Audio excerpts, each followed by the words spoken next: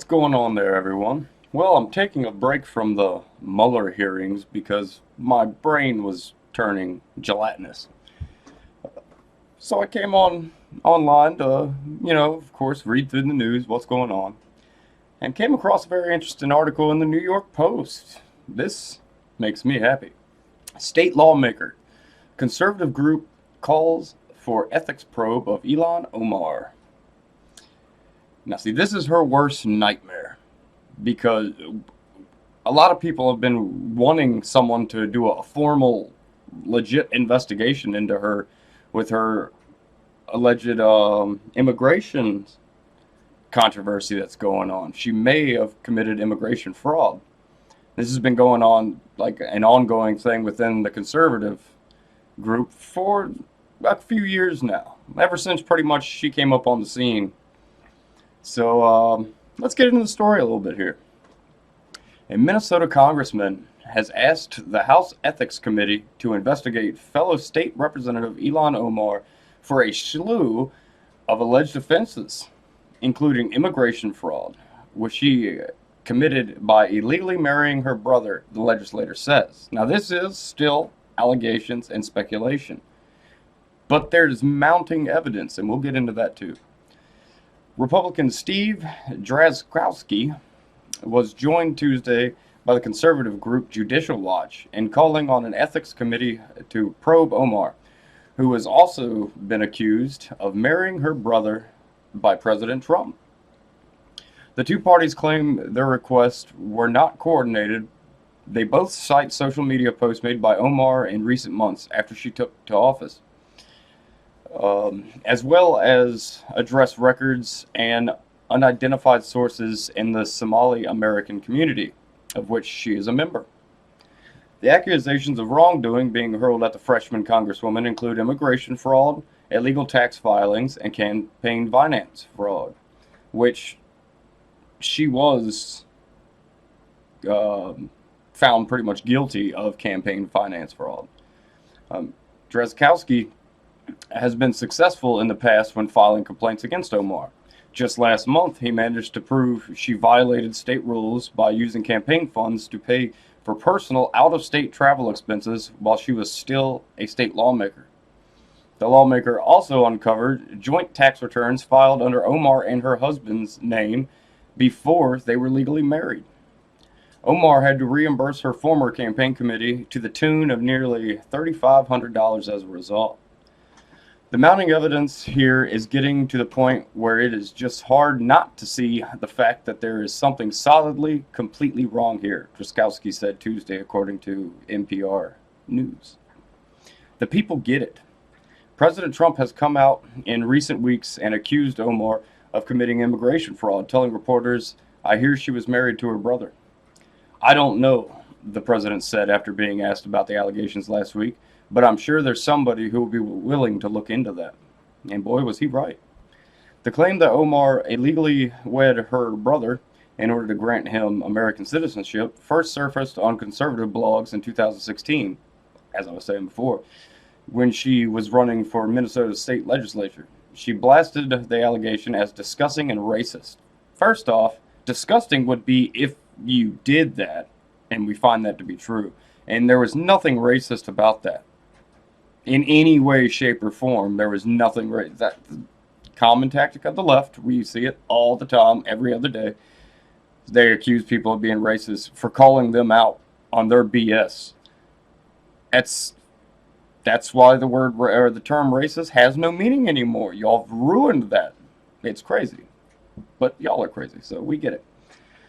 The call for an ethics probe comes amid Trump's ongoing feud with Omar and fellow members of the Squad, which includes Representative AOC, Rashida Tlaib, and Ayanna Pressley. Trump has been waging a war of words with the group for nearly 2 weeks now, after telling them on Twitter to go back to the countries they came from. Only one of the lawmakers, Omar, is foreign-born, while the others all hail from the U.S. Come on. Everyone knows not to take his words literally, first off. And second off, read between the lines. They all talk bad about America, how we're this, that, and the other. They constantly crap on us. So yeah, If you think anywhere else is better, go there. That's pretty much what he was saying. Trump supporters sparked outrage last week by chanting "Send her back" at a North Carolina rally. The incident sparked calls for increased security from Democrats, who claimed Omar's life was in imminent danger. You know, it's funny that they don't talk about how just recently Matt Gaetz was sent death threats and stuff like that, but the media doesn't want to comment on that. They act like it's only Democrats getting death threats. No, it's all politicians get death threats, because on every side you have your insane group. You know, the insane people pick a side too, and unfortunately, that's something we have to deal with usually within our own parties. We have to call these people out. You know, if you see something, say something, whether it's you're a conservative and the other person's a conservative too. Because if they're threatening harm and stuff, that goes against a lot of conservative values. So if you see something, say something, even if it's someone who agrees with you generally.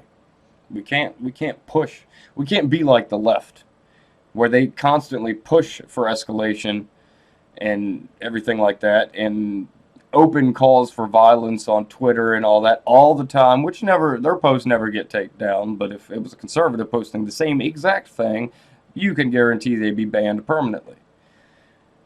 But back to the story, very interesting. Someone's finally stepping up. I'm gonna jump over here to town hall just because they're talking about the same thing. I just want to see if there's anything different, which I don't think there is. It pretty much states the same thing. In a quote here, substantial, compelling, and to date unrefuted evidence has been uncovered that Representative Ilhan Omar may have committed the following crimes in violation of both federal law and Minnesota state law: perjury, immigration fraud, marriage fraud, state and federal tax fraud, and federal student loan fraud. Judicial Watch President Tom Fitton wrote in a letter to Congressional Ethics Chairman David Skaggs. Such violations would also breach the Code of Ethics for Government Service, to which all federal office holders are subject. Any person in the government service should uphold the Constitution, laws, and legal regulations of the United States and all governments therein, and never be a party to their invasion. Oh, those are pretty strong words.